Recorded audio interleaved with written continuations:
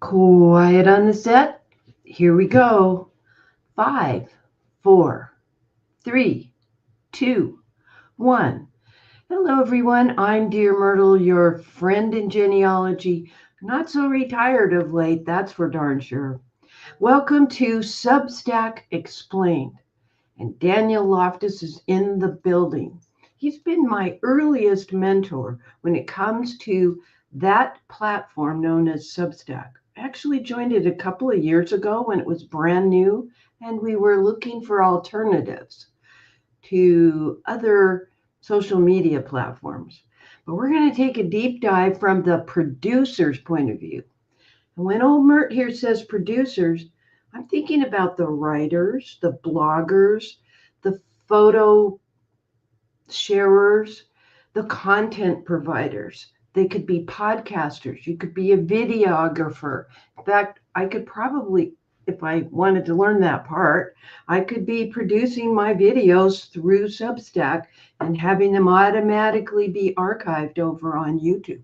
But don't worry, I'm not making any big changes. I'm just explaining, with Daniel's help today, how producers or content curators, content producers can begin to consider Substack as an alternative.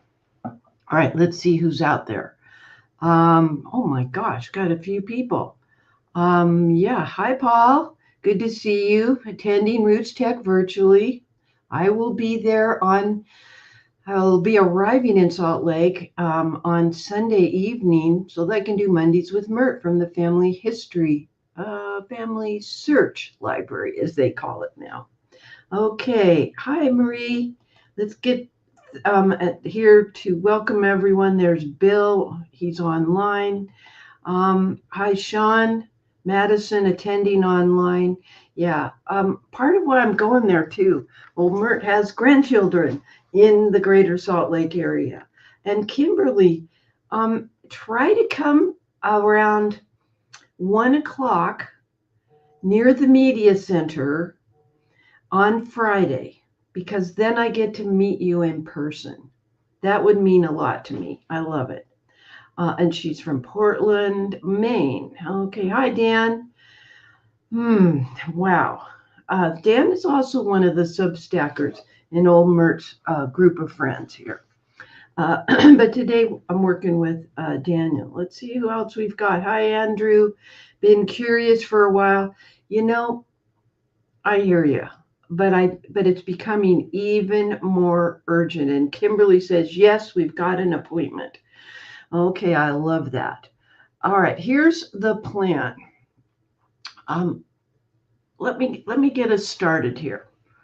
I know that when we think about Substack, it sounds scary. It sounds like dark web stuff. It's like, I'm not sure if we want to do it, that kind of a thing. Yeah, let me pull up my PowerPoint. And I've got it. By George, I think I've got it. Okay. And the thing about it is it's not really scary. It's just different. So what is it and what do you need to do to join? And we're talking about producers. On Thursday, Daniel's coming back, and we're going to be talking about it from a regular person's point of view. I don't know. I can't think of a better phrase. We call them followers. The people that, like you and me, that like to read other people's works, their advice on genealogy research, listen to their podcast, etc. And believe me, there are some big hitters, some heavy hitters in the genealogy vertical, as they call us, that are adding Substack to their equation. It's not really scary. It's just different. It sounds like a quilter. One thing that was always important to me and to Mr. Myrt, Mr. Myrt too, but cousin Russ, was the sense of building community so we could have discussions like this rather than lectures. And believe me, post your questions in the chat, because you can see it's very easy for me to bring them in when I'm not hitting my lighting system here. All right. Substack is stellar in community development, and I will be explaining that to you. Content producers and content curators want to get their message out. If it's somebody who's writing to share information about their ancestors, and as our good friend, may rest in peace, Bill West calls that cousin bait, do it in a blog. Get the word out. Get the names and the dates and the places and nicknames and the spouse's name and the children's names. Because when you've blogged something on Substack, it's a blogging platform. Don't always have to use it that way.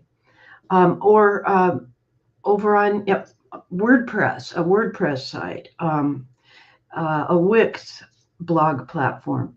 Any of those are spidered by the big search engines like Google. And you need a place to put the writing that you've accomplished to report on that ancestor, but you also need distribution network to push it out. And I have some new things I learned just this morning on my little phone as I was waking up barely, still in my jammies, to share with you.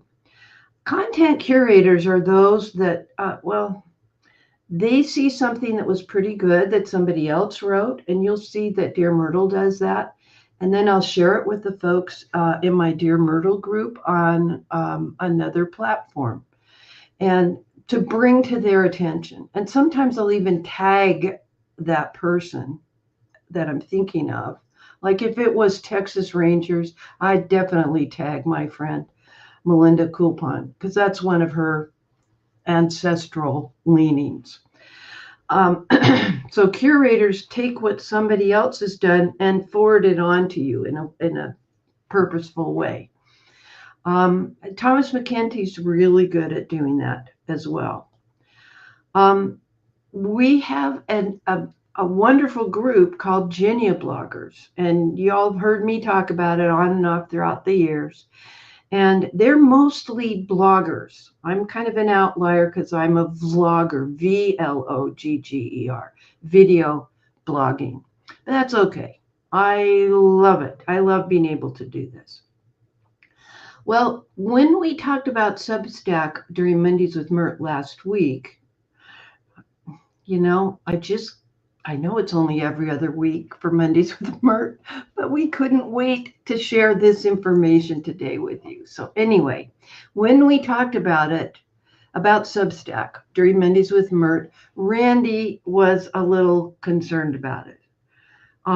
He was intrigued, but he said he didn't really want to change his blogging system because he'd been using Blogger for a number of years. And I grabbed this picture, was so happy that we could present to him at a previous RootsTech a Lifetime Achievement Award for being such a marvelous blogger. Anyway, so on Monday last, we thought of this thing.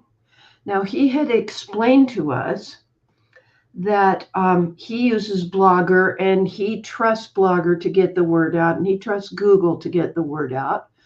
But his second step was to go to Facebook always and Blue Sky once in a while to share the link and the title and a graphic pointing to his most recent blog post. And what old Myrt is suggesting is that he continues to compose as he has at Blogger, because he's used to that format. He's got all kinds of templates for his Amanuensis Monday and different things that he does throughout the week. 3 blog posts a day is a lot. Keep going there. But just as he went to Facebook, how about going to Substack? That's the icon on the bottom. That's their logo. Why not go to Substack and start taking advantage of their quite unique collaboration options? I feel like my name is cutting off your view of me. It's bugging me. I'm going to ignore it. Let's go for it. So Daniel's almost here. He's working on it. So what I wanted to do was, let me zoom in on this a little bit. Oh, Daniel just joined us. Thank you, Daniel. Yay, you're really here. I So, am. all right. So we got to the part about um, how we could stay on our existing uh, blogging platform. That would be perfectly fine. But that for distribution, let me go back one slide if I can. For distribution and collaboration, we might continue this. We might continue or we might now add the Substack as a place to post the link in a graphic, leading people to the post back on Blogger. Yeah, and I've noticed Paul Chittick, I can't remember how you pronounce his last name. He's doing that. He's doing a bit of that. Um, and this is actually reasonable, don't you think, Daniel? Uh, excuse me. Yes, no, I would say it is quite reasonable. With obviously, with some platforms not necessarily being as nice to some individuals on Facebook in terms of like sharing their post. You do have to investigate potential other avenues and other platforms.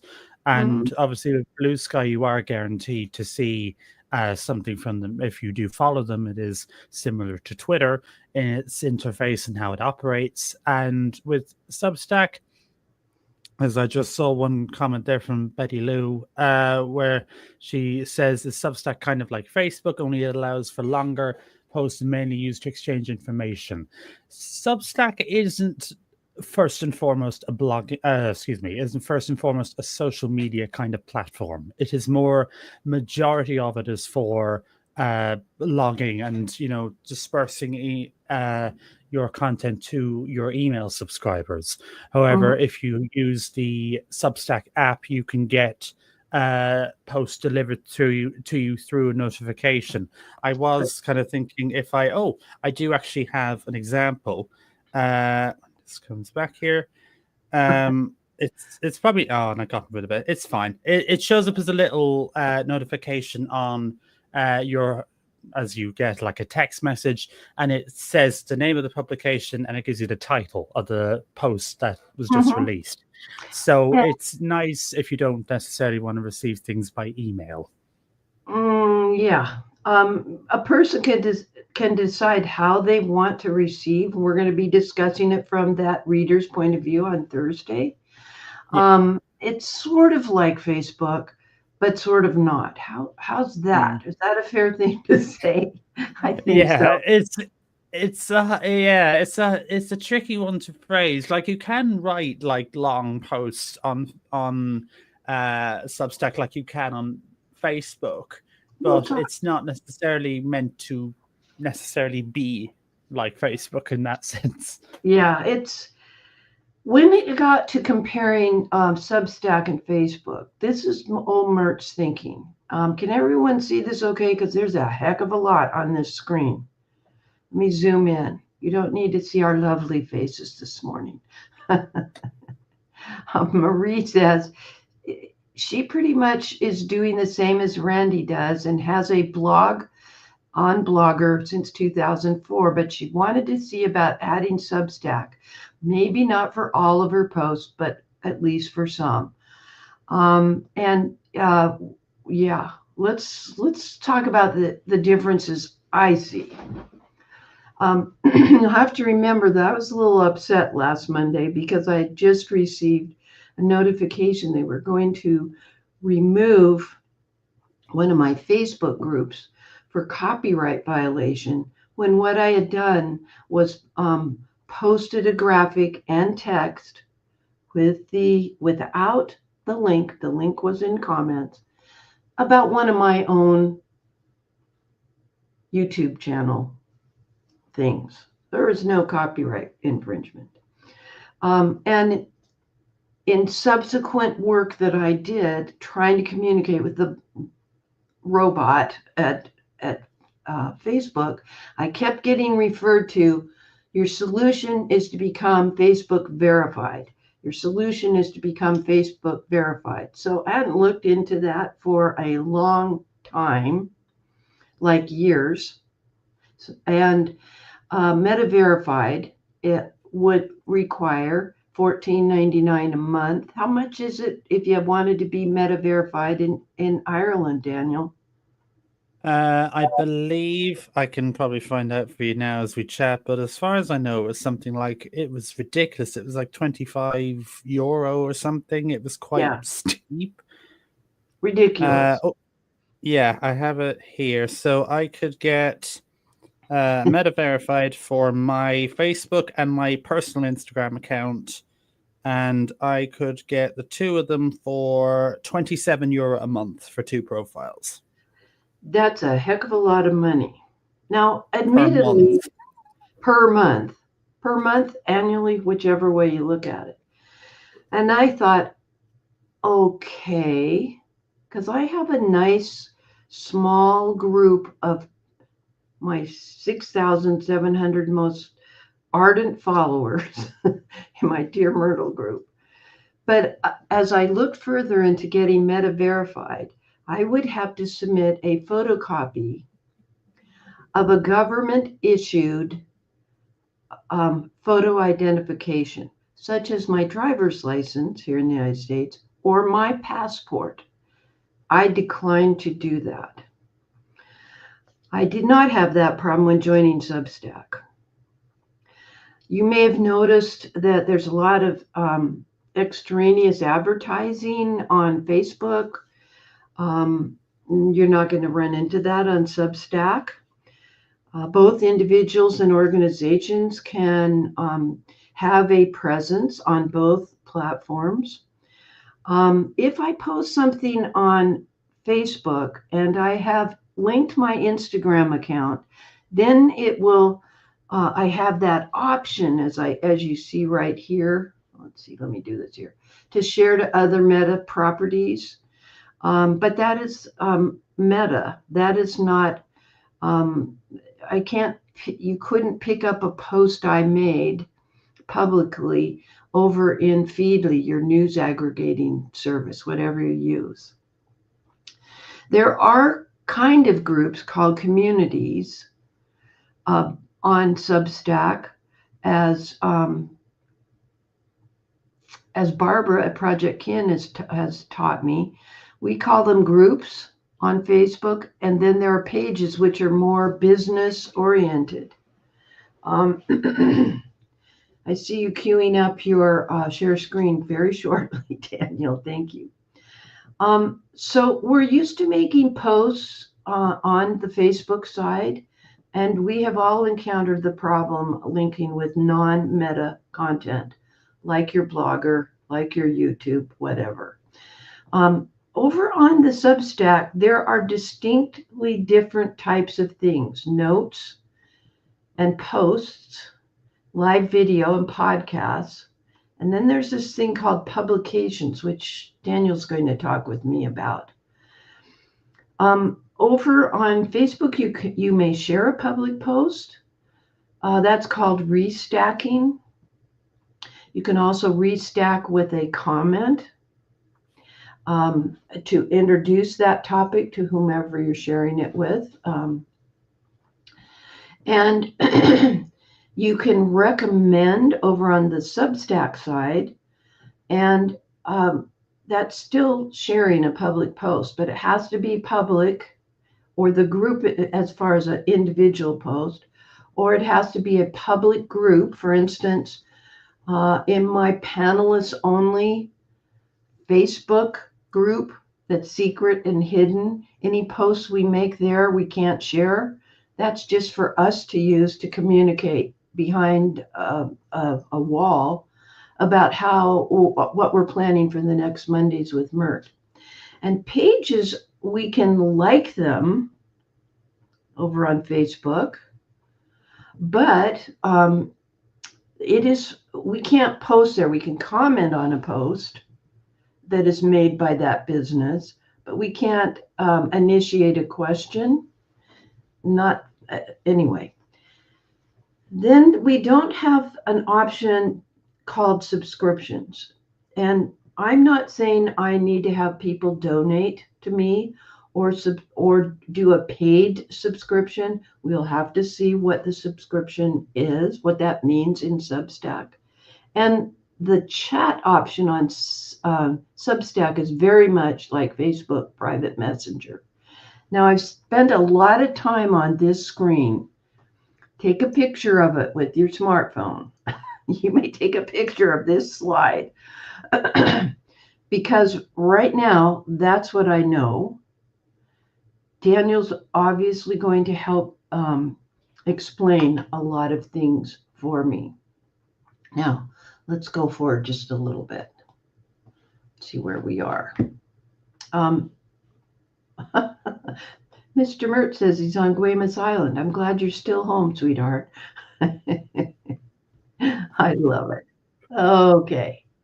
So the things that I really want to talk about, out of all the things we mentioned about Substack, are the definitions of notes and posts and chats and what they mean and what is a restack. And we'll actually go talk about that. But here is something else. Collaboration. And just this morning, I figured out another way that I've been growing in my exposure to other content producers over on Substack.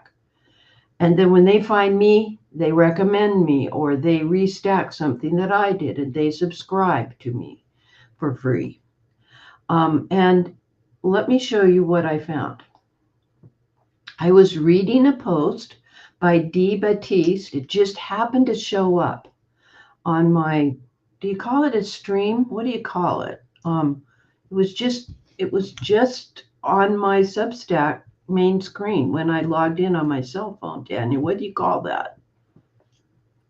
Has you already been subscribed to this publication? No. In fact, I'm going to show how to subscribe to it. I don't know why it showed up, but it was intriguing to me because what she started out talking about was the influence of churches in the Black community. And she said that she was, imagine being a child in the presence of Katherine Johnson, NASA's brilliant employee. She was tutored in algebra, and years later finally understood the impact of Katherine Johnson on space travel. Kind of interesting how you meet people through church. Well, I was highly motivated because, first of all, this was good writing. I enjoyed her point of view. I looked at a couple others of her article, but this is what happened next. Let me pull this up. Here we are. This is actually a screenshot from my cell phone. When I clicked to find out more about her publication and advocacy arena, I could see she had subscribers, and I had hit a subscribe button that was in that post about her algebra tutor. And I could scroll up and down here and see some of her articles. And so what I did was I clicked the subscribe button, and when I did that, this popped up. It said, "You're subscribed." And I had the option by default, this was turned on, to show it on my profile. So you could see, if you came to DearMYRTLE at Substack, something like that, you would see that I follow this publication. I clicked continue, and this popped up, and this got me excited for those of us who are content producers. This collaboration aspect is interesting. These are Dee's recommendations, And when I clicked to find out more right here under follow 6 people, I could see 6 people that she was already following. And by default, it has this little check mark. Now, the first time I subscribed to somebody, and I think it was probably Barbara at Project Ken, I just clicked subscribe and follow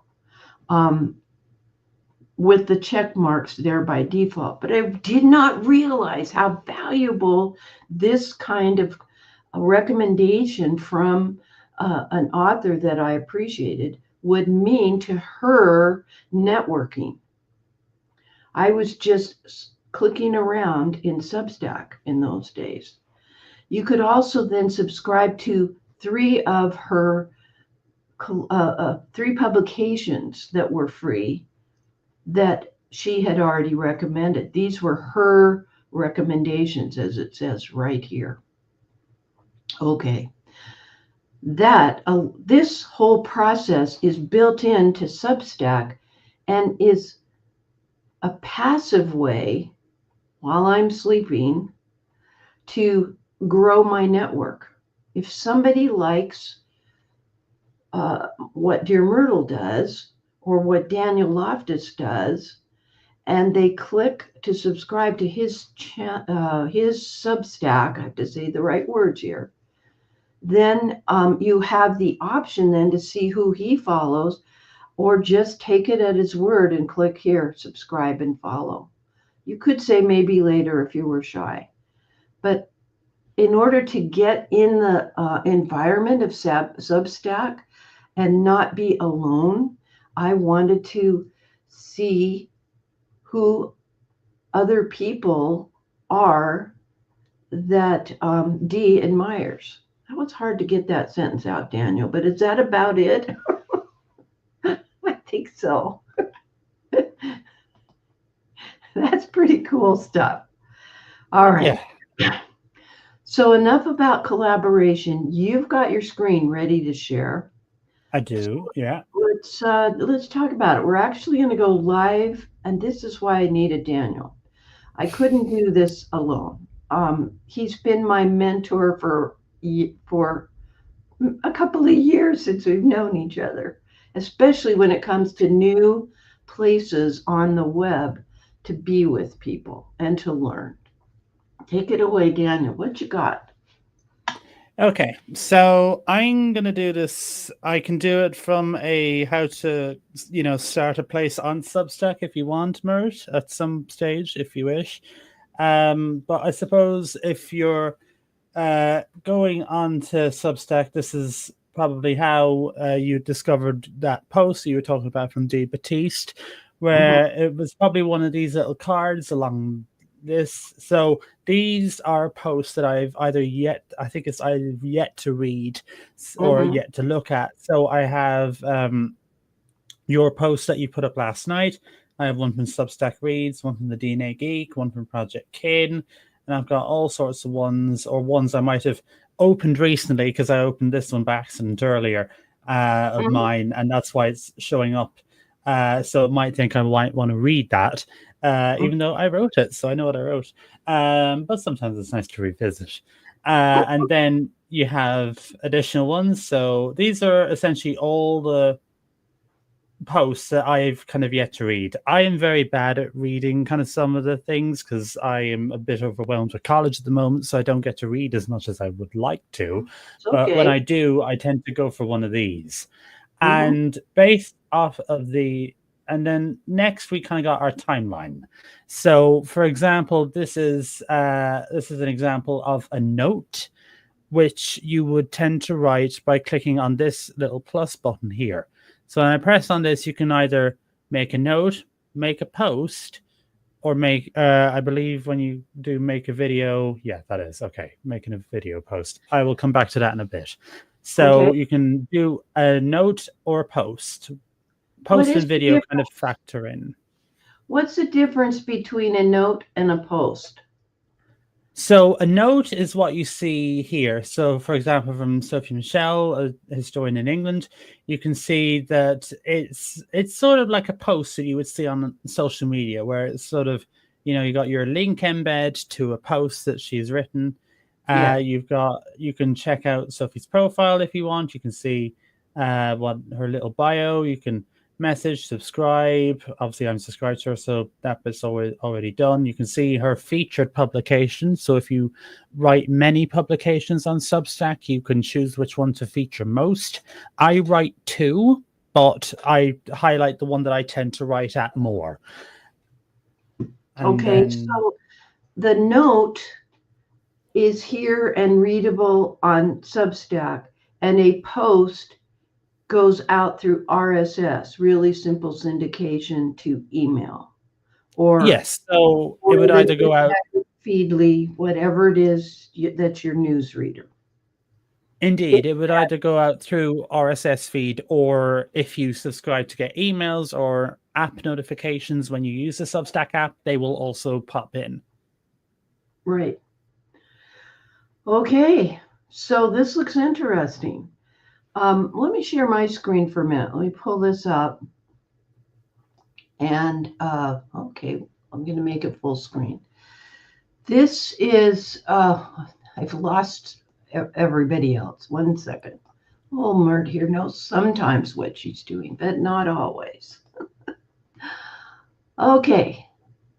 I want to go to the main screen as if I had not logged in yet to set up an account. And criminy, I cannot get to StreamYard. Are you there? I am here. Okay. All right. Talk to me about your thoughts. Oh, here we are. We got lost. Talk there. Oh, Myrt. Okay, can you see the opening screen, that green background? Can you see it? Currently, we've just got my screen, which I'll stop sharing so that hopefully goes back to, there we go. It's back to you now. All right, so I'm not logged in. Oh, I am logged in. All right, this is the main screen when you go to substack.com. And this is the About page. We have resources, how to start one, whether or not you want to earn money. There's a resource center that has all sorts of resources to help, not unlike the Help Center, that help you figure out how to effectively lay out a post and insert a button and things like that. I haven't looked at this community and programs. But anyway, there are places to go for creators, for specifically for videographers or podcasters or bloggers or different types of authors at this point. And there's ways to explore. This is my dashboard. And what the heck is going on my dashboard? This is the home page for me as a content producer. What is this? And I'm going to zoom in a little bit, guys. Talk to me about this, because I was like surprised. I can't hear you. You muted yourself. Yes. So with this, if now you, as we were rehearsing this last night to make sure that we were covering our bases, you currently do not have what's called a publication. So your kind of posts, as far as I know, are pretty much just kind of floating around and are not necessarily actually, no, I will eat my words there. They are on your profile, but it's not really a landing page to try and find your posts. Like so currently your posts are on your Substack account, as in like they're on your profile, which you can visit by clicking on your profile picture at the top right, and then pressing the handle or your display name. So DearMYRTLE at DearMYRTLE. And so then under went there, this is what they would see. Yes. So as I said, you currently don't have a publication dashboard. So currently, if you wanted to see what post you have, you would click posts, but it's kind of a bit not so much disorganized. But if you were following someone who wrote a lot, and it was a bit hard to kind of keep up with them, like if you had a load of blog posts there, it might be a bit hard to try and find the one that you're after.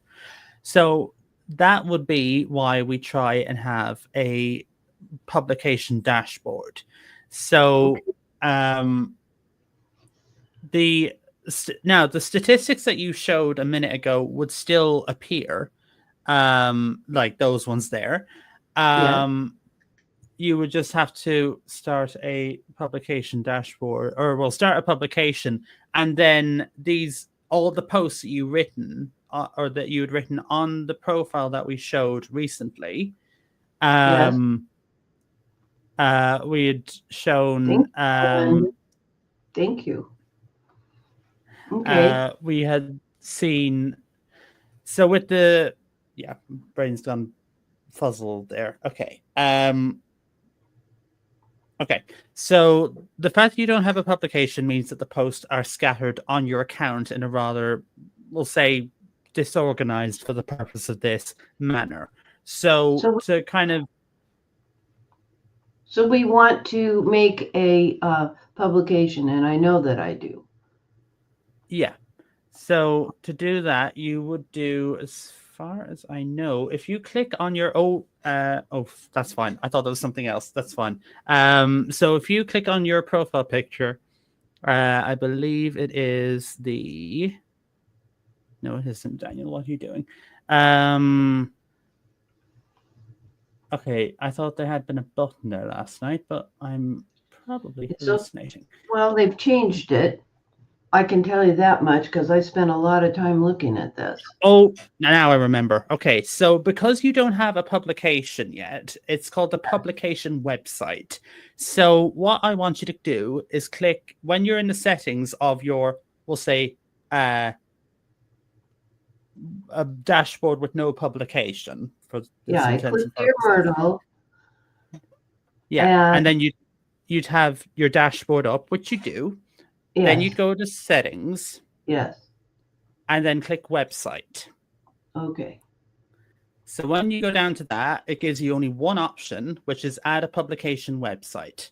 So am I going to have to pay for this?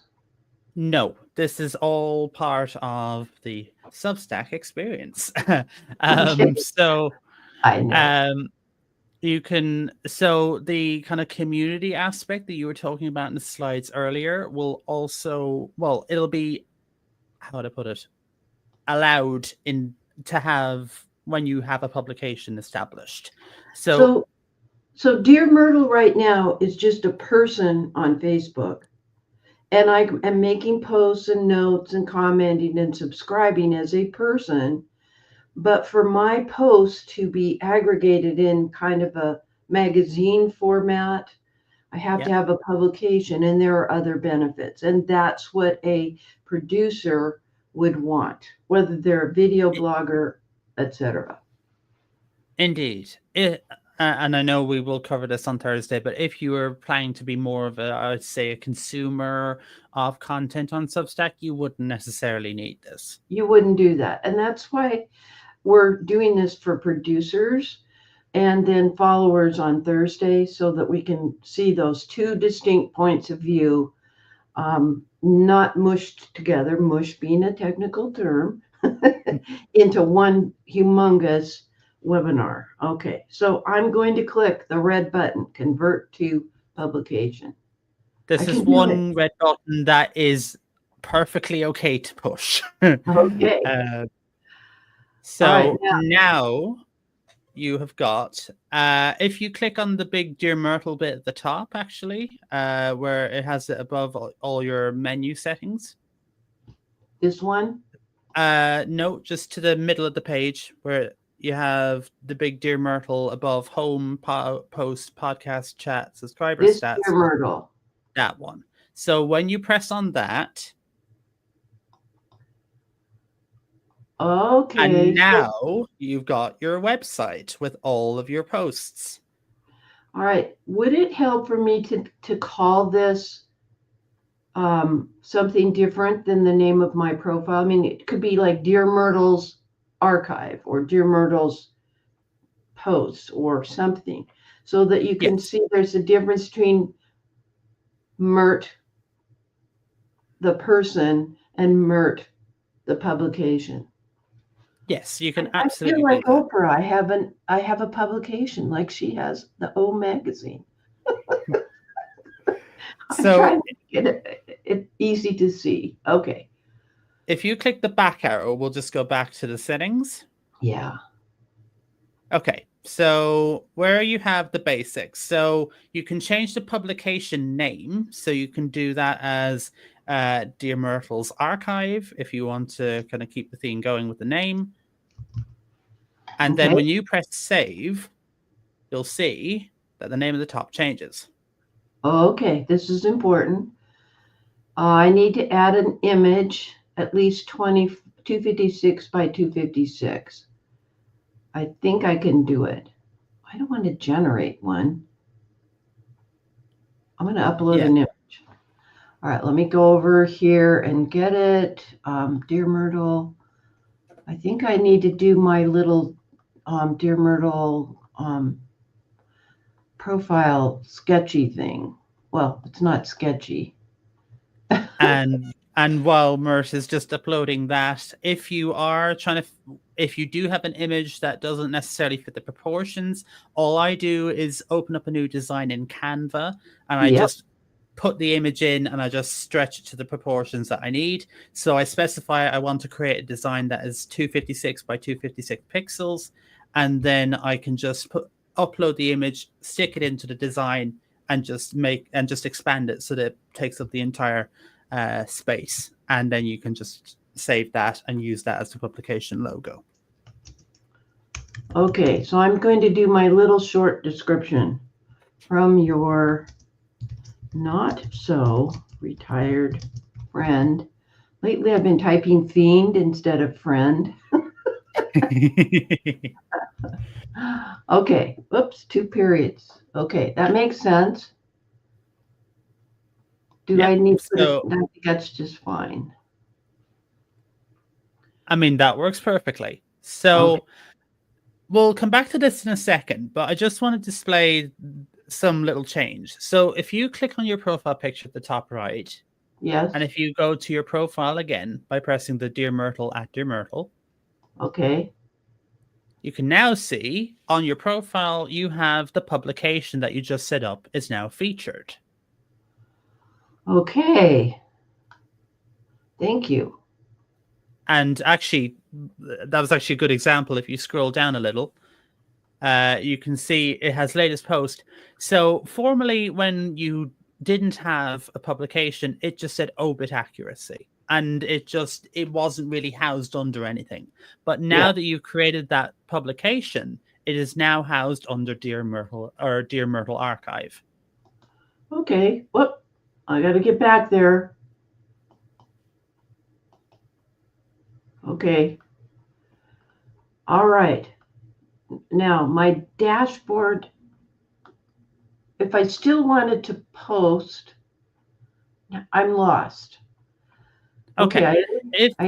If you wanted to post, you could literally just click the big orange button that says new post, or that plus button in the bottom left corner.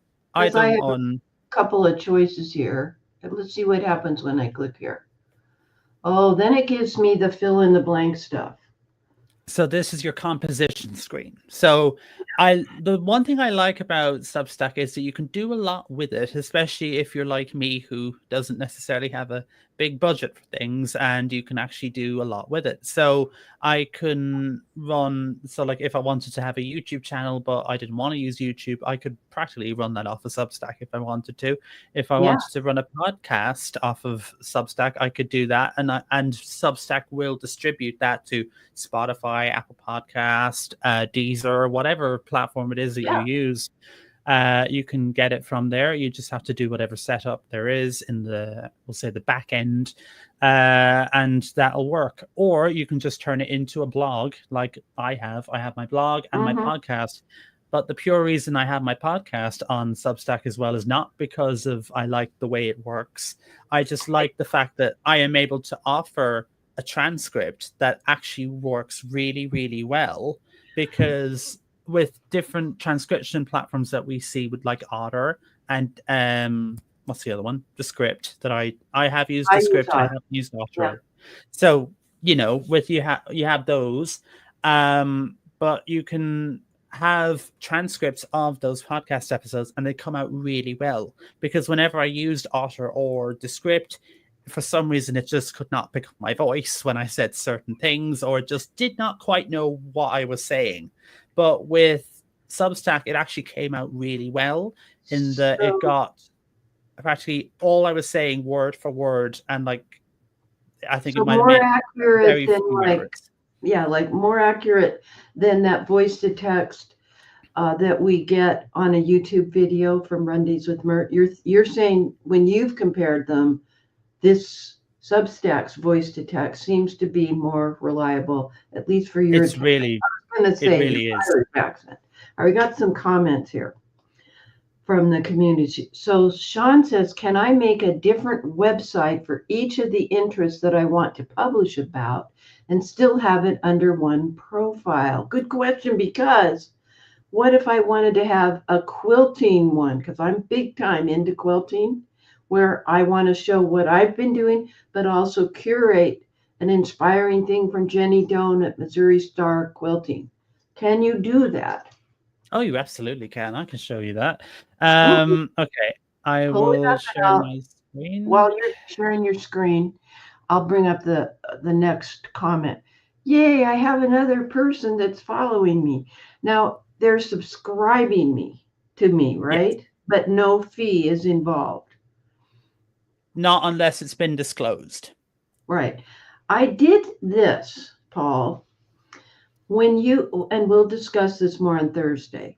I can totally turn off that option. You saw when you followed me that there were options to give me $5 or something like that.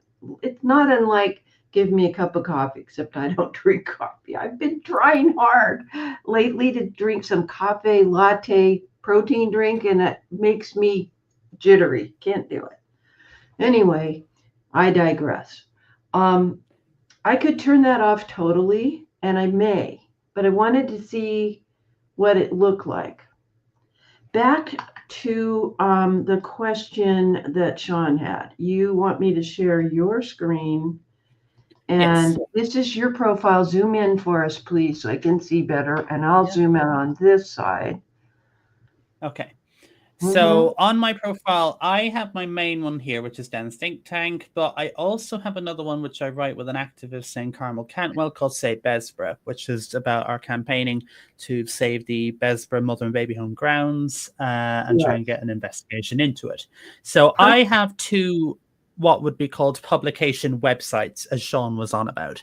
So the websites are home to the publications you make. So for example, I've actually got 4, but I don't write on 2 of them. But if I wanted to make a new one, I could do. I haven't done this in a while, so it might take me a second to figure it out. I'm just going to do a little bit of sneaky. I'm going to Google on my phone because I thought I knew how, and there usually was like a little button, but things have obviously changed because I hadn't needed to. While you're looking for that, let me share my screen, and I'll mention something I noticed that I now have available to me because since I did the publication thing. I did not have this option here to add. I could add a button, and I've done it for subscribe and for comment, but I did not see this part which says edit email header and footer.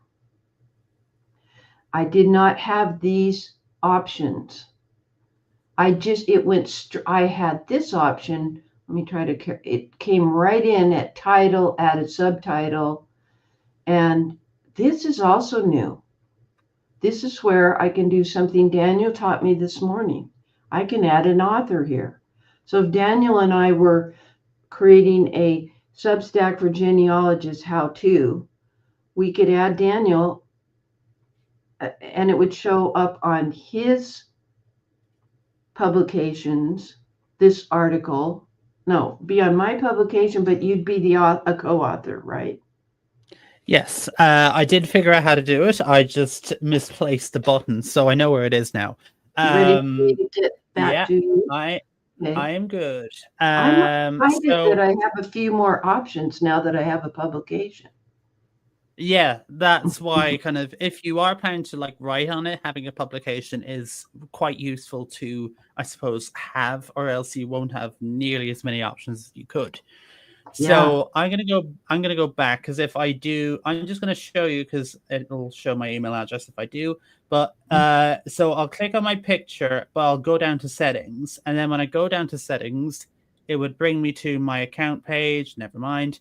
And then I've got the publication. So I only had Dance Think Tank at the beginning, and then I started one for Project Infant, which I've now merged with my own, because I thought just keep it all in one was just easier for me, rather than maintaining multiple. But it's up to you. They are fairly easy to do, but me being me, I just like to have them all in one place. So you got my one, you got Project Infant's one, you got the Say Bezra one that I do, and then I'm part of one for the Hidden Branch. But if I wanted to create another one, I could click on create another publication. Okay. And then we may as well get this going, because this will happen for anyone. So one thing it asked me is to pick a URL.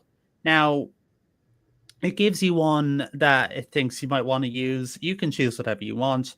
Now, I, for all intents and purposes, I'm just going to use my handle on another platform. So I'm just going to say, this is the URL that I want my Substack to be under. So I want it to be under Daniel M. Loftus. Could I make it Myrt's quilting? You could you could definitely do that, as long as that doesn't have a little exclamation point. So if you wanted to do it Myrt's quilting, you can see there's a tick. It's free. You can use that one.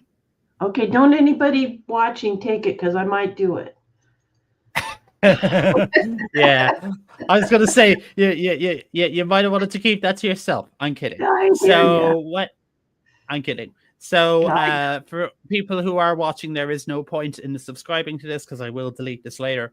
But so let's just say I want to go with this subdomain, because the subdomain for my main one, just snapping back to my main one, is just my name. .substack.com, because that was the one that I chose when I signed up. So this is what I'm choosing. So I'm going to go for that. And then if I happen to be coming from another platform, I can import my mailing list. So I didn't have one when I started up on Substack originally, so I just hit skip for now. And again, it's saying, oh, well, you can add people to your subscriber list to help you get started. I don't have any or that really use it. So I did skip for now. This is how they set up that. Good. This is excellent. You're showing how other publishers, how other producers or publishers can add to the excitement of it, can add to the networking of it, can add to the, like, we recognize these people, and help. And this is where help your readers find more great writing and start building your influence. That sentence is very important. That's how Dee had recommendations for me. She specifically selected certain publishers or producers to share with people who subscribe. Like I showed you what happened to my cell phone this morning. Wow. Okay, keep going. Okay, so if you happen to be starting up a new account, so obviously by the time I'm starting this up, I've been on Substack, I think 2 years. So I obviously have subscribed to a few publications before. So it's giving me, based off of ones that I read, ones I might want to suggest. So I've got Maud Newton's, I got Tracy Boyle's, Tammy Mize's, DearMYRTLE's, and I got Leah Larkin's here as well. So I can choose whether I want to, you know, recommend them all or whether I want to recommend some of them. Because, you know, I might read stuff on, we'll say, Irish history, and I might read stuff on, we'll say, gaming that I might also like to read. And if I'm doing one about gaming, I don't really want to put in genealogy or suggest genealogy related to publications for gaming. So it's up to you which ones you want to suggest or recommend. And you can press recommend these 5 and finish, or you can just skip for now. Now, when you do, what's it called? When you do recommend publications, you're not limited to 5. You can recommend many more than 5. So it's completely entirely up to you. So we've got live videos. Now, at the time of recording, you cannot produce live videos from Substack itself. However, knowing Substack, that feature is probably going to be not too far down the line. You came up with something on the 20th of February saying you could do it within Substack, but I can't recall if it was within the app or within the within the website. It would have been on the app, because I do know that it's a feature that is on the app, but not on the website as of yet. Okay, got it. Okay. Wow. So now you've got your little Substack dashboard. So, for example, it'll give you some things that you want, that it wants you to do. Now, you don't have to do all these, but it's just giving you some pointers in what you might want to do. But as Myrt was saying with about taking money, those are what they call pledges. So when you go into your publications dashboard and go under settings, you can scroll down. Zoom and in. You can I see. can't see it. Oh yeah, this thing reset on me. Of course it did. Yeah. Okay. Yeah. So I can choose. So you do it through Stripe. But again, on my main one, the pledges is not an option because I turned this off.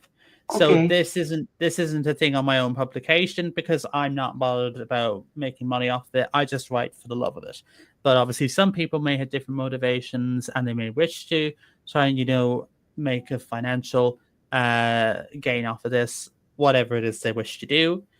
And then you've got the branding. So the branding is the color scheme and how you make it, how you want to make it look.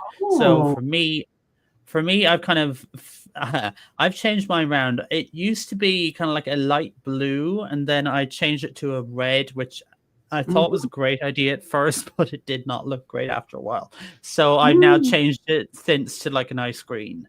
So that is what they call the branding, because the branding also pops under, I believe, the word mark is this bit. So you, Myrt, have just DearMYRTLE's archive in plain serif font, but you can add a word mark. So I just did this in Canva, and I matched the same hexadecimal background color to the Canva design. So whatever background color I got here, I matched it in Canva, which is why it makes it look like it blends in. But if I was to go to the dashboard, you can see it's the usual kind of light green. It kind of looks odd around the white, but it's only because I made the colors similar. I see. So this really allows flexibility to, like, I have my DearMYRTLE pink. It's a very light pink, and I know the code for it. And this is where it's all for branding. Yep. So we'll say we want to do that. So we'll go into edit theme, and it'll constantly have this like little display, so it can show you kind of what it's going to look like as you make these changes. So for example, branding, I have the publication logo. Now, if you have a profile picture on Substack, it'll just add that in until you change it. So unfortunately, it's the picture of my face. I'm kidding. And then I can add in a word mark here. Yeah. I'm kidding. So then you have a word mark. And then the background, this will only change it on the web version. I don't know. I don't believe it changes it on the app. I'll go look. So if I go into my thing, we have about 10 more minutes, guys. Don't worry. Let me take this comment in. Thank you, Paul, for following me. Are there any more questions? Please type them in the chat. I know we've got to get back to Daniel, but if you have a question that we haven't answered, well, type it in while he's discussing the modification of your publication and getting the right branding icons, or not icons, but images and colors. And I'm going to let this go over about 10 or 15 minutes. Okay, back to you, Daniel. Okay, so I did check it on the app. The color you pick here does not influence what it looks like on the app. So it's only the web version. So for example, it gives you some like predetermined ones. So, you know, you got some light ones. So like, we'll say you got your like little purple, or you might want something darker, but obviously make sure that it kind of works well. Like, don't do a dark green and another dark green, because that's not going to work at all. So we'll just say I'll pick a nice little kind of baby blue there. Or if you have a specific color you want to use, just replace the hexadecimal code here with the code of with the hexadecimal code of the color you want to use. Yeah. For the typography, so you can change what you want the headings to look like. So you can have it in fancy serif, sans, heavy sans, mono, or slab. So if I do heavy sans, that changes the heading. And if I want the body font, and I can swap it over. So this is the font for a post. So I can change that, and I can do sans, and you can see it just changes as I go along. One comment I would make, I have a pretty close friend whose blog, it's not on Substack, is a nice dark brown, a nice dark warm brown. But the lettering is the lettering's too small, and it's hard to read, and the lettering is black. Black on dark brown does not work. And I don't wear glasses anymore since I had that kind of surgery. Please consider visual issues that people may have. Oh, you can do the accent color different, so it doesn't have to be Substack orange. No. So again, you can change that too. So let's just say I want to do that a light green. That'll change the accent color of the subscribe button. And something else, I can't remember which, to the color that you pick. And you can have the link style. So if you want the link style to be colored, whether you want it to be underlined, you can choose how that's distinguished in posts. All right. I just went with the default, but I noticed I had a really good Cindy Ingalls purple if she decides to come over here for a blog post. So, I mean, things are important, like looking good, you know. Oh, of course, definitely, when you have the branding colors. And then, okay, so the other bit I want to show is how you have the homepage arranged. So I'm just zooming out temporarily so that you can kind of get an idea for the layout that I have on mine. But if I go into the dashboard for my publication, and I go to the usual settings button, and then it's under website. No, it isn't. Sorry, it's branding. And then under the edit theme. So I'm basically heading back to the same menu that I was on. Yes. And under homepage, I can choose what kind of header style, which is this part here, I want it to look like. So I have it as highlight, meaning that I have one big kind of thumbnail or one post that's highlighted, i.e. the most recent one. But if I have a pinned blog post, that will be the one that shows there. Okay, but I can good. I can swap it around, and I can have feature.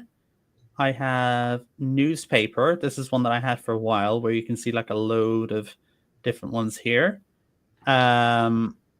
Magazine, which I know you were on about, Myrt. You can have that kind of magazine style. media feature, which is just so media feature is handy if you have, or if you're focusing more on a podcast slash videography kind of angle, because it'll start kind of like playing the video with no sound, but it'll kind of like have the, you know, in YouTube when you like hover over a video and it starts playing when you hover your mouse over it, it'll start doing that basically autonomously. Very dynamic. And then podcast, which is again, if you have a podcast, it'll show that off. So I've got mine one showing up. That is an outdated thumbnail, which I need to change. And then you can show where you can get it now. I already have it on Apple Podcasts and I have an RSS feed. So these are meaningless for me. So it's why I don't have it like this, because I host my one on Spotify. But if you did want to do it via Substack and have it on other platforms like Apple Podcasts and RSS feed or Spotify and all of those ones, the corresponding buttons would show up here. So I'm just going to swap that back to highlight, and that's my one. However, if you did not necessarily want it to look like that and have it look something like Project Kin's one, where they've got their kind of recommendations over here, and they got their little sections here, got their news, their members corner, all sorts of different ones, that would fall under the advanced layouts. So I can press that and turn it on. And then it's sort of like WordPress where you got like content blocks. So you can sort of choose which one. So you might want a list of things there. Now, obviously, this is the dummy one, so there's obviously not going to be anything there. And you can tinker around with how that looks. And you can really personalize it to make it work for you. Well, you know, to begin with those standard ones, the 6 or 7 standard ones that you showed us, that would more than get me going just fine. I probably will end up doing advanced, but I'm trying to learn other things. At least I have a publication now. All right. Looks like we do have one question before we go. So let's bring it up. It's from Mr. Myrt. He wants to know if he has to download an app to his PC. No, you don't. Because if you came across a link for a Substack post that would open in your browser, so like I had there, you would just read the blog post in your browser. But if you wanted to read it on your phone, you can either read it on, you know, Safari, Google Chrome, whatever browser you use on your phone, or if you have the Substack app, which looks like, hold on, you probably can't even see it if I showed it up here, but it's sort of, we'll give it a try when this loads. He does want to put the app on his phone, so he won't miss anything that DearMYRTLE says. Well, you'd look up. No, that's, I'm gonna have to turn off the blurring. But it's sort of, it's if you pull up the starting presentation, Myrt, that you had, it's the orange logo that was on there. So it's, if you just type in Substack and look for that logo right there, that is the app that you will need if you want to read any Substack posts on your phone or mobile device. Now, I already had it because when you first went to Substack, I went over right away to see what the heck were you doing. And I will say this. In trouble. Yeah, I will say this. There's no censorship over here as we are accustomed to on other platforms. And I'm just thrilled with all this ability to network and recommend and things like that. The collaboration. I do have a question. It kind of is like with Betty Lou's question. First of all, you said to Mr. Myrt, if he got the link to something, he would click on it. It would take him to that Substack post. Does he need an account to view it? No, you do not need an account to view anything on Substack unless it is a paid publication in which you have paid a subscription to view it. Then you would need to log into your account to then view it. So no, you do not need an account to view a Substack post. In my posts, I do have like little prompts where I have so like, thanks for reading Dan's Think Tank. Stick your email in here, and you can get posts by email. But you can still read it. There is no kind of prohibition in that. You can still read the post without needing an account. But you can write posts on the Substack app. Yes, I do most of it on my phone, believe it or not. Yeah. So it looks pretty similar. Obviously, I'll try and figure out some way to kind of project it on here maybe next time. I know how to do it. Kind of show it. I'll show you how to do it. So it's sort of, you can make posts from your phone. So if you didn't necessarily have a computer and you had just like an iPad or a phone, you can get the app for the iPad as well, and you can still write posts, and you can still do pretty much anything that you like on a computer. Me being me, I just like doing things on computers. Yeah. Very interesting. All right. I guess Paul gets to have the last word here. So if I wrote a blog post on Blogger, would I just share the link on Substack, or should I copy my text on Blogger and repost it? So in that situation, yeah, I was going to say that is kind of a reiteration of Randy's argument, and it's a fair one. I mean, if you already have a place, or if you already have a kind of blog set up someplace for you, Paul, you have it on Google Blogger. Now, I should have also said, it might have been a good thing for me to say at the start, is you can import your posts. So if you are wanting to move to Substack or have a copy of your blog posts on Substack, you can import your posts. It doesn't delete them from Blogger or WordPress or wherever you had them previously. They still stay there. It just has a copy of them, and it makes a copy of them for your publication. So if for one reason or another, Myrt, I think you said, some of your blog posts got pulled for one reason or another. So if you were in that case, but you had a backup on Substack, you could then, they'd still be out there, but you wouldn't have to worry about, them getting taken down because you'd have a backup of them some other place. In terms of how, if you wrote a post on Blogger, you could share that on Substack as a note. If you could share it as a note on Substack, but it would depend on if people are following you on Substack, because that would depend on whether they see your notes, and then they can sort of like, comment, interact, whatever it is they want to do with it. Some people kind of warn against having, the text in multiple places, or like the text of a blog post in multiple places. The whole thing.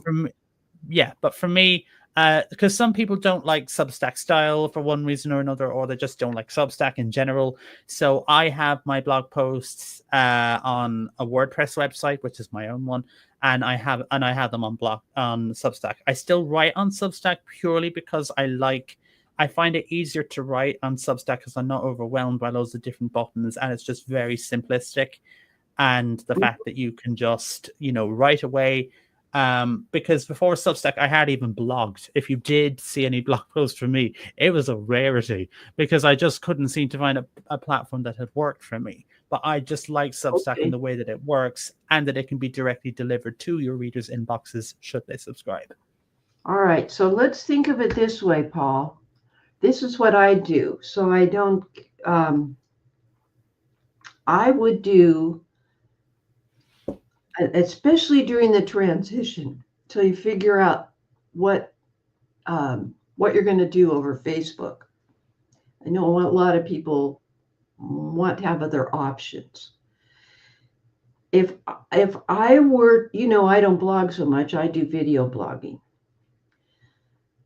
I do have a WordPress site, and I maybe write in it 3 or 4 times a year because everything's on the web. How about if you did this?